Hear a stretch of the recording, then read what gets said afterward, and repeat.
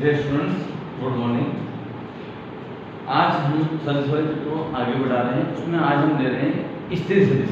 देखिए, ये कोई विशेष प्रकार है जो हमने सदिश के प्रकार पढ़े थे, उनमें हमने इसको नहीं लिया था स्थिति सदिश। ठीक है, ये स्थिति सदिश जैसे नाम से पता लग रहा है हमें, ये ऐसा सदिश है जो किसी वस्तु की स्थिति को दर्शाता है त्रिभुज में, उसे बोलते हैं हम स्थिर सदिश।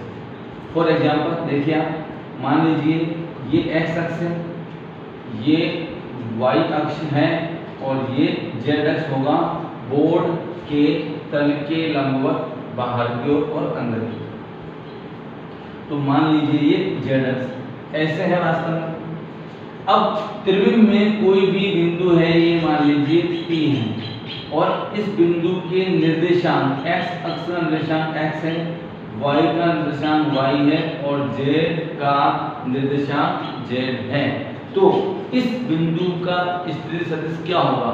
ऐसा सदिश जो इस बिंदु के स्थिति सदिश को दर्शाएगा वो OP सदिश। O यहाँ मूल बिंदु है, यह होता है P सदिश का स्थिति सदिश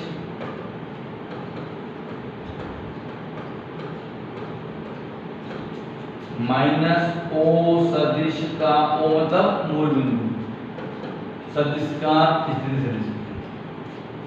तो आप देखिए स्थिति सदिश P सदिश का स्थिति सदिश या OP सदिश क्या हो जाएगा? यह हो जाएगा xi कैप, x के साथ क्या लगा दीजिए आप i कैप, y के साथ क्या लगा दीजिए j कैप और z के साथ क्या लगा दीजिए k कैप। अगर आप O सदिश लेंगे, O यानी मूल बिंदु, तो मूल बिंदु का आएगा 0i कैप, 0j कैप और 0k कैप, तो उसको माइनस 0 हो जाएगा। तो P का स्थिति सदिश या OP सदिश, P का स्थिति सदिश क्या होगा? P का स्थिति सदिश हो जाएगा xi cap plus y j cap plus z k cap. त्रिभुज में किसी भी बिंदु की स्थिति को दर्शाने वाला सदिश क्या कहलाएगा? स्थिति सदिश कहलाता है।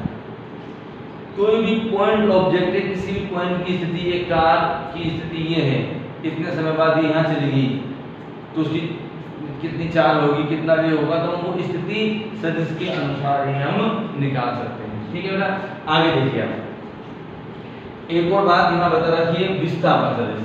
देखिए विस्थापन क्या होता है? तो होती है दूरी और विस्थापन। इनके बारे में हम गति के बारे में पढ़ेंगे जब और डिटेल में पढ़ेंगे।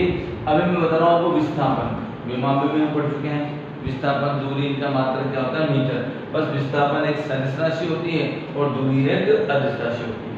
तो विस्थापन, सॉरी हम ले रहे हैं विस्थापन सदिश। यदि कोई वस्तु एक पॉइंट, जिस पॉइंट को हमने नोट्स भेजे उसमें दे रखा है P एंड Q पॉइंट दिया है, P पॉइंट है और ये Q पॉइंट है। P पॉइंट से Q पॉइंट की ओर जाती है तो उसका विस्थापन हो जाएगा PQ सदिश। क्या विस्थापन होगा उसका? PQ सदिश।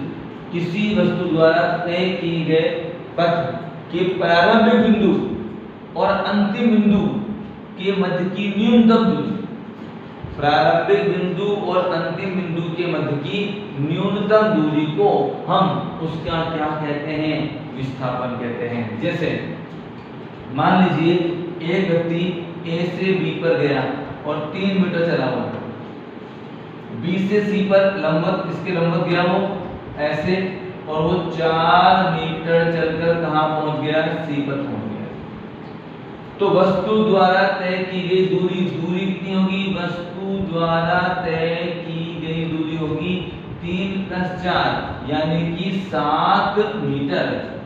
परंतु वस्तु द्वारा तय किया गया विस्थापन क्या होगा? प्रारंभिक बिंदु और अंतिम बिंदु के मध्य की न्यूनतम दूरी, न्यूनतम दूरी निकालोगे तो दोनों बिंदुओं को आप एक सीधी रेखा से जोड़ दीजिए। तो ये जो न्यूनतम दूरी आएगी ये समकोण त्रिभुज बन गया है और ये हो गया समकोण त्रिभुज का कर्ण। इसका मान कितना आएगा? 5। तो विस्थापन कितना आएगा, विस्थापन आएगा 5 मीटर। लेकिन सदिश में मान लीजिए आपको पहला बिंदु दे दिया है और दूसरा बिंदु दे दिया है, पूरा इसका विस्थापन सदिश निकालिए, तो ये आएगा पी क्यू सदिश, क्या आएगा, इसका विस्थापन सदिश आएगा। जैसे मैंने देखा ओपी सदिश बराबर क्या होता है, ओपी सदिश बराबर होता है पी का स्थिति सदिश माइनस ओ का बेसिक पी क्यू आएगा, क्यू का स्थिति सदिश नोट में ले लीजिएगा बेटा, माइनस पी का स्थिति सदिश। अब क्यू के निर्देशांक क्या है, क्यू के निर्देशांक क्या है, क्यू के लिए हमने x2 y2 और z2 क्या लिए हैं बेटा, देखिए आप x2 y2 और z2, और p के क्या लिए हैं x1 y1 और z1, तो क्या बनेगा देखिए आप x1 i के प्लस y, सॉरी q में क्या है 2, x2 i cap y2 j cap और z2 k कैप, ठीक है, माइनस p का क्या आएगा x1 i cap plus y1 j cap plus z1 k cap. तो यहाँ पर हो जाएगा, देखिए i के वाले पर देख सकते लेंगे तो i कैप तो कॉमन ले लेंगे, x2 तो प्लस का आएगा और x1 माइनस का आएगा, प्लस j कैप कॉमन ले लीजिए, y2 माइनस y1 और k कैप कॉमन ले लीजिए, z2 माइनस z1, ये आ जाएगा pq सदिश का। एक तरीका तो हो गया ये, एक और तरीका देखो नोट्स में पहले ये क्या बता रहा है कि माना जो बिंदु P है इसका स्थिति सदिश कितना है r1 है, Q का स्थिति सदिश कितना है r2 सदिश है, और ये जो विस्थापन है ये डेल्टा r सदिश है। तो हम इस त्रिभुज OPQ में, इस त्रिभुज OPQ में देखिए ये तो है OP सदिश, ये है OQ सदिश और ये है PQ सदिश। में त्रिभुज का नियम लगा दें, त्रिभुज सदिश संयोजन के त्रिभुज के नियम से, याद है आपको सदिश संयोजन का त्रिभुज का नियम, यदि किसी त्रिभुज की दो भुजाओं से किन्हीं दो सदिशों को समान दिशा में समान क्रम में व्यक्त किया जाए तो तीसरी भुजा विपरीत क्रम में उन दोनों सदिशों के योग के बराबर होती है। जैसे यहाँ पर मैं लेता हूं तो आप देखिए OP